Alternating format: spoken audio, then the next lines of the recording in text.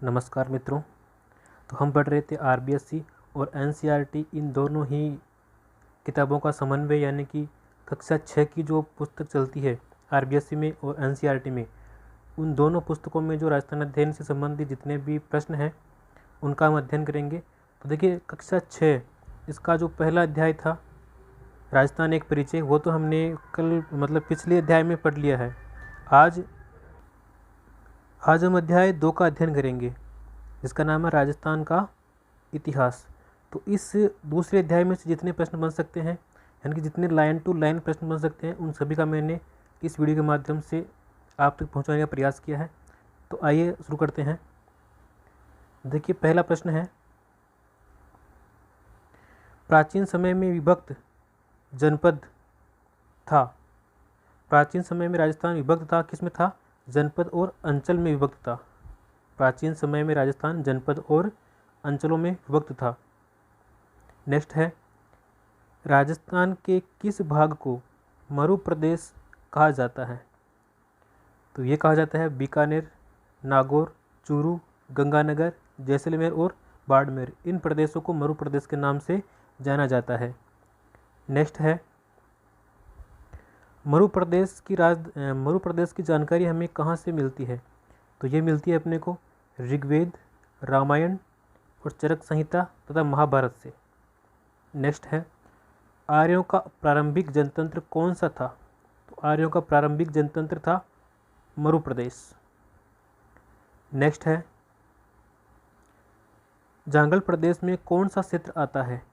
तो देखिए, जांगल प्रदेश में आता है वर्तमान बीकानेर, नागौर और जोधपुर का कुछ भाग, यह आता है अपने जांगल प्रदेश में। नेक्स्ट है, जांगल प्रदेश की राजधानी कौन सी थी? तो ये थी अहिछत्रपुर। वर्तमान में इसको नागौर भी कहा जाता है। नेक्स्ट है, यादव वंश के बलराम और श्री कृष्ण द्वारिका जाते समय किस प्रदेश से गुजरे थे? तो वो प्रदेश था जांगल प्रदेश। नेक्स्ट है, कौन से जनपद का उल्लेख ऋग्वेद में मिलता है? तो वो जनपद है मत्स्य जनपद, जिसका उल्लेख ऋग्वेद में मिलता है। महाभारत काल में मत्स्य जनपद की राजधानी कौन सी थी? क्योंकि महाभारत काल में जो मत्स्य जनपद था उसकी राजधानी थी विराटनगर। नेक्स्ट है, मत्स्य जनपद वर्तमान में किस क्षेत्र में आता है? तो ये आता है अलवर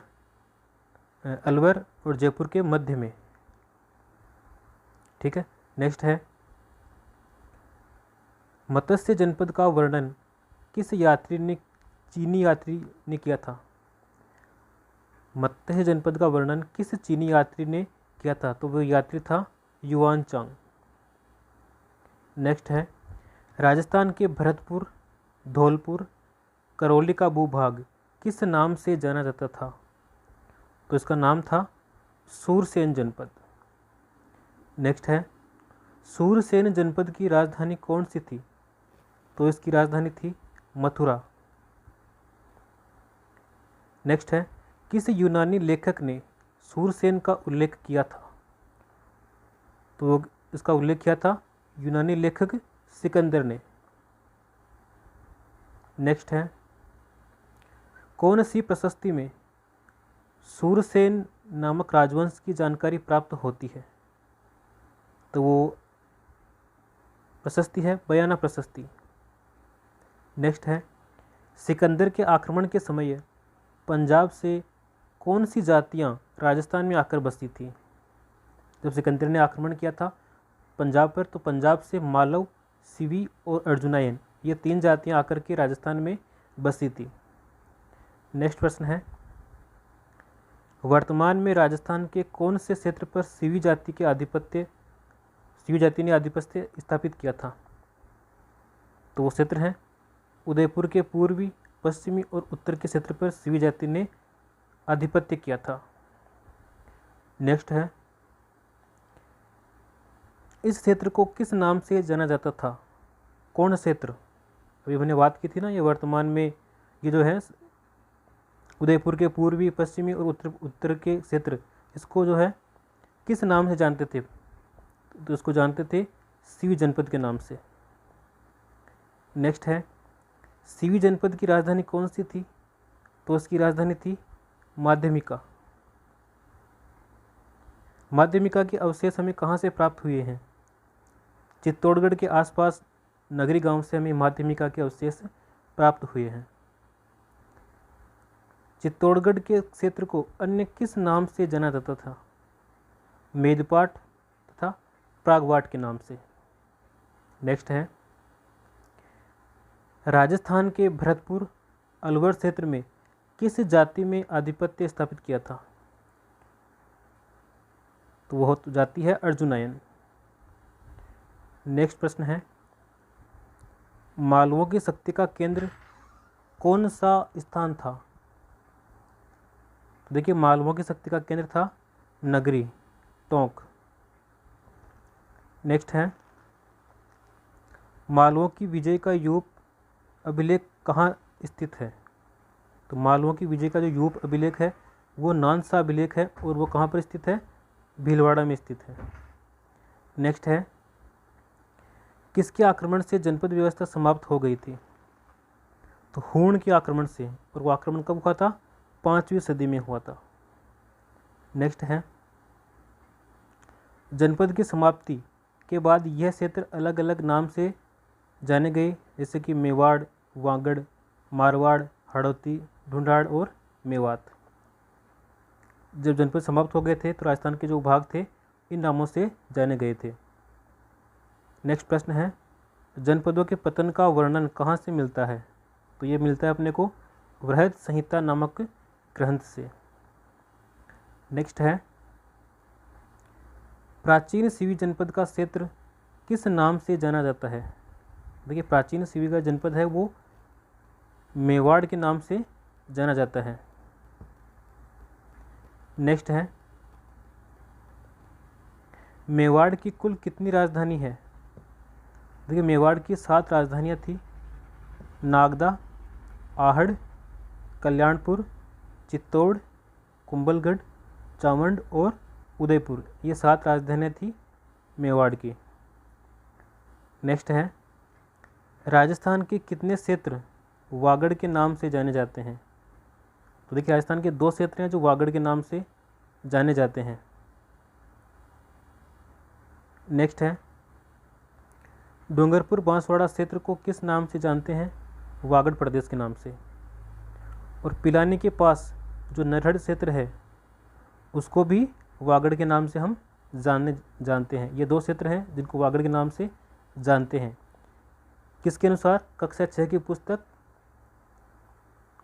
अध्याय 2 उसके अनुसार ये 2 क्षेत्र हैं जिनको वागड़ के नाम से हम जानते हैं।